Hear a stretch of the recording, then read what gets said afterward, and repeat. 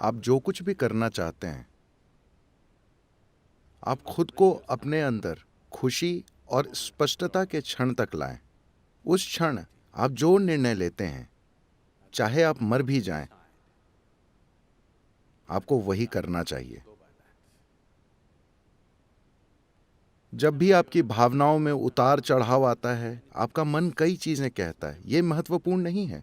वो आज एक बात कहता है, सुबह एक बात, शाम को कुछ और। वो आज एक बात कहता है और कल दूसरी बात। ये कोई महत्व नहीं रखता। स्पष्टता के क्षण में मैं खुशी कह रहा हूं, क्योंकि जब आप खुश होते हैं तो आप बाध्य नहीं होते। जब आप बहुत खुश और स्पष्ट होते हैं, उस समय अगर आप चीजों को देखते हैं और सोचते हैं कि हाँ, ये करना मेरे लिए बेहतर होगा, बस वही करें, फिर चाहे वो नर्क जैसा ही लगे। ये मायने नहीं रखता कि आप 10 साल तक नर्क से गुजरते हैं, आप बस वही करें, क्योंकि आपकी खुशहाली वही है। जब आप बाध्यता के अलग अलग स्तरों पर होते हैं, उस समय अगर आप निर्णय लें कि किधर मुड़ना है, तो आप अंतहीन रूप से खो जाएंगे। ये इस बारे में नहीं है कि आप क्या कर रहे हैं, बस आप उसे दृढ़ता के साथ कर रहे हैं। हर दिन आप ऑफ एंड ऑन रहते हैं, तो वो नहीं होता। आप बस दृढ़ रहिए, आप बस एक बिंदु पर टिके रहिए, चाहे वो कुछ भी हो। अगर आप कसाई बनना चाहते हैं तो कसाई बनने पर अटल रहिए, ये खुल जाएगा।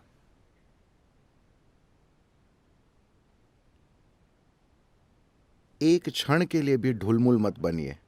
आपने स्पष्टता और खुशी के क्षण में जो निर्णय लिया है, बस उस पर टिके रहिए, जरा सा भी हिले डुले बिना। उससे आपको कोई वंचित नहीं कर सकता। हर दिन जब आपके विचार और भावनाएं इधर उधर उड़ते रहते हैं, आप अपना मन बदलते रहते हैं, आप गोल गोल घूमते रहेंगे, अंतहीन रूप से गोल गोल घूमते रहेंगे। क्योंकि जो अक्सर दिशा बदलता है, साफ है कि उसे कहीं भी जाने में दिलचस्पी नहीं है ना? आप जानते हैं कि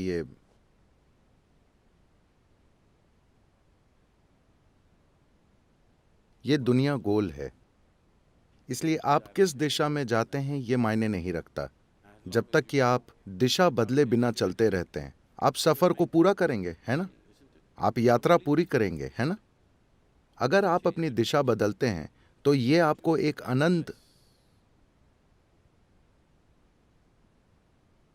हमेशा खोए रहने की एक अंतहीन स्थिति में डाल देगा। तो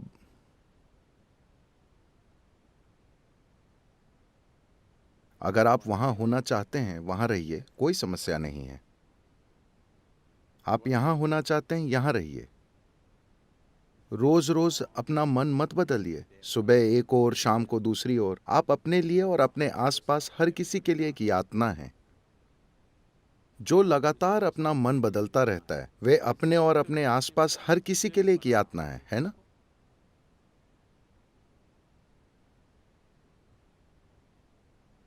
अभी आप सोच रहे हैं कि कल मैं अपना योग करूंगा। कल सुबह Dong at 5 o'clock in the morning. सुबह 5 बजे सुनते हैं। मैं रोज उसे सुनता हूं। मुझे नहीं पता कि आप में से कितने लोग उसे सुनते हैं। जैसे ही वो डोंग होता है, शायद हमें ड्रम बजाना चाहिए। फिर आपका शरीर कहता है, भाड़ में जाए ये योग, मैं बस ये चाहता हूं। वो बदलता रहता है। प्राथमिकताएं बदलती बदलती बदलती रहती हैं।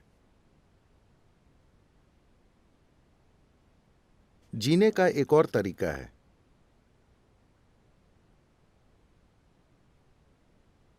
जहां आपके जीवन की सबसे बड़ी खुशियां, आपके जीवन के सबसे बड़े सुख ऐसे लगेंगे जैसे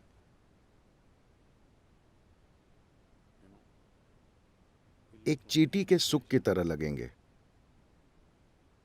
ये जीव इसमें सक्षम है।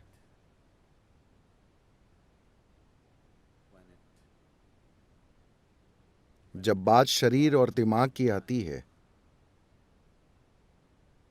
तो हम सभी अलग रूप में सक्षम हैं। दो शरीर बराबर सक्षम नहीं होते, न ही दो दिमाग बराबर सक्षम होते हैं।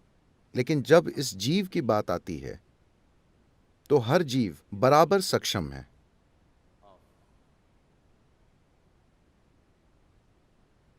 अपने भीतर अस्तित्व को समेटने में। वैज्ञानिक कहते हैं कि यह लगातार फैल रहा है, उसे कैसे समेटना है, यही सारी सुंदरता है।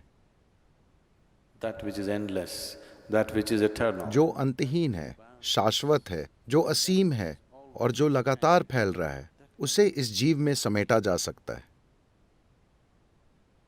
इस मामले में दो जीव अलग अलग क्षमतावान नहीं होते, हर जीव बराबर सक्षम होता है। ऐसा इसलिए नहीं होता क्योंकि आप दिशा बदलते रहते हैं। जब भी आपको एक छोटा सा कोना मिलता है जो आरामदेह है, आप वहीं रहने की कोशिश करते हैं। This so-called getting civilized has become a इस सभ्य होने की कोशिश ने आध्यात्मिक प्रक्रिया को बहुत बड़ा नुकसान पहुंचाया है। यह जरूरी नहीं है, मगर मैं कहना चाहूंगा, क्योंकि अगर आप नोमैड होते, आप नोमैड का मतलब जानते हैं? इसका मतलब है कि आप मैड नहीं हैं।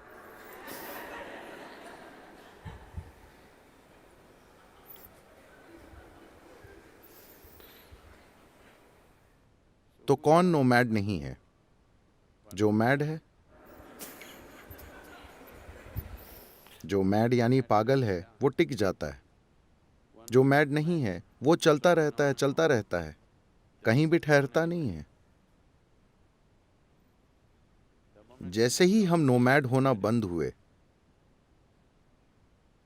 तो हम सुरक्षा और कुशलता के एक पागलपन में पड़ गए। चाहे वो शारीरिक हो, मनोवैज्ञानिक हो या भावनात्मक, हम हमेशा उस कोने की तलाश में रहते हैं जहां हम आराम से सो सकें। और एक बार आपको वो कोना मिल जाता है और वो बहुत बढ़िया और आरामदेह हो जाता है, तो आपके अंदर बाहर निकलने और फिर से यात्रा करने की हिम्मत नहीं होती।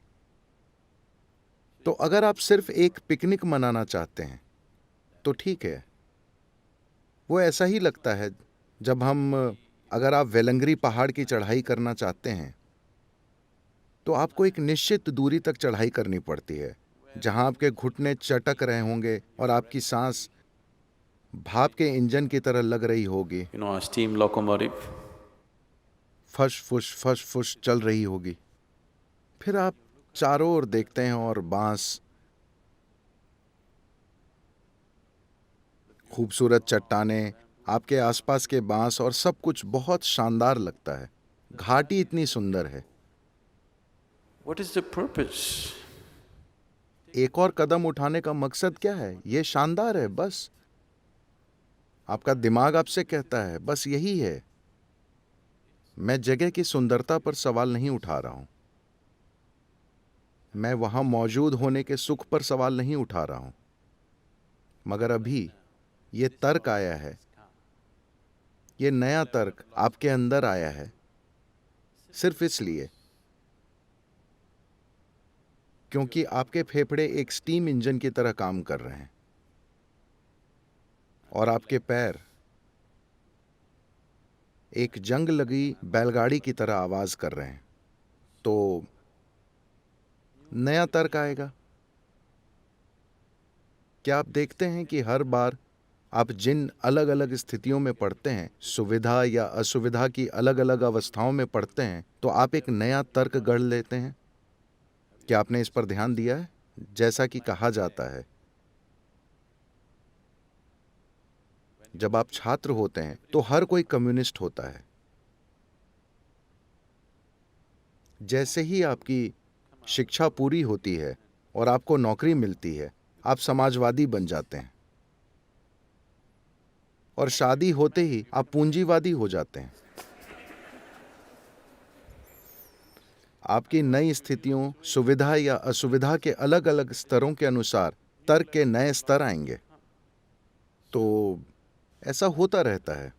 इसलिए स्पष्टता और खुशी के एक क्षण में जब आप वहां मौजूद होते हैं, आप किसी चीज को देखते हैं जिसमें आपको अपना कल्याण दिखता है, आप उस पर डटे रहिए। कल आपको वो भयानक लगे, कोई फर्क नहीं पड़ता, आप उस पर डटे रहिए। वो नर्क जैसा महसूस हो, आप उस पर डटे रहिए। यही खुशहाली है। अगर आप दिशा बदलते रहेंगे तो कहीं नहीं पहुंचेंगे।